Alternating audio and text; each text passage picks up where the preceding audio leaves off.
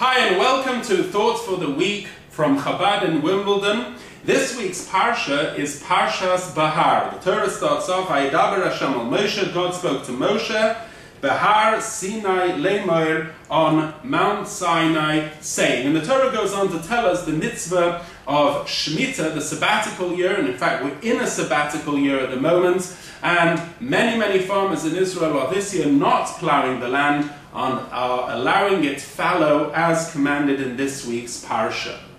What is fascinating is the name of the Sedra, Bhar, on the mountain.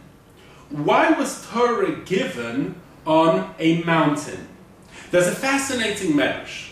The medrash tells us that in fact, when God was going to come and give the Torah, 3 mountains came and vied with each other that the Torah should be given on them.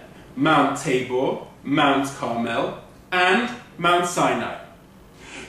The other mountains claimed they were the largest mountains and the more important ones.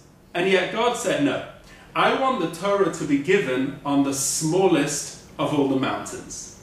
And that begs the question, if Torah needed to be given on a low place, Torah should have been given in a valley, or at least on a plain.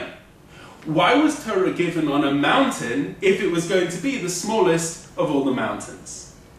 And the truth is that the mitzvah of Shemitah, the sabbatical year, is an excellent example of the purpose of creation.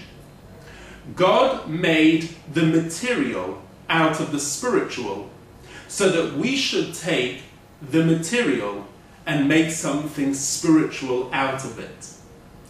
And that is the idea of a small mountain. It joins 2 opposites, the world of the material and the world of the spiritual.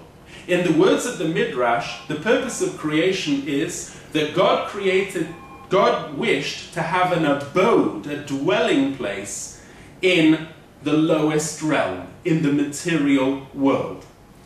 And Mount Sinai fuses these 2 ideas. God came down, Moses went up. A fusion of heaven and earth, of body and soul, of spiritual and material.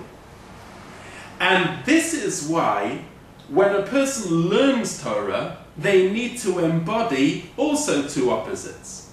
On the one hand, a Jew needs to be like a mountain, immovable in their dedication to Torah and in their self-sacrifice for its values. As it says in the beginning of the Code of Jewish Law, Al yevesh mipnei bnei adam hamaligim, a person should not be afraid of the mockers and the knockers. And at the very same time, a person should be with great humility, humble, like Mount Sinai, the smallest of all the mountains. And that was the attribute of the lawgiver. Moshe kibel Torah miSinai. It was Moses who received the Torah on Mount Sinai, because Moshe had within himself these 2 elements. On the one hand, he was a tremendous dynamic leader, and on the other hand, he was the most humble man that's ever lived. How did he bring these 2 together? Because he knew that his leadership qualities were God-given, and he knew that when God gives a gift, it's to be utilized for the better of mankind and for the purpose for which it was given. And that is a beautiful lesson which each of us can learn as we're coming towards the festival of Shavuot, the festival which celebrates the receiving of the Torah. Each one of us has to be a little mountain, firm and strong in our commitment to Judaism, and yet at the same time humble before God and before all men. Shabbat Shalom.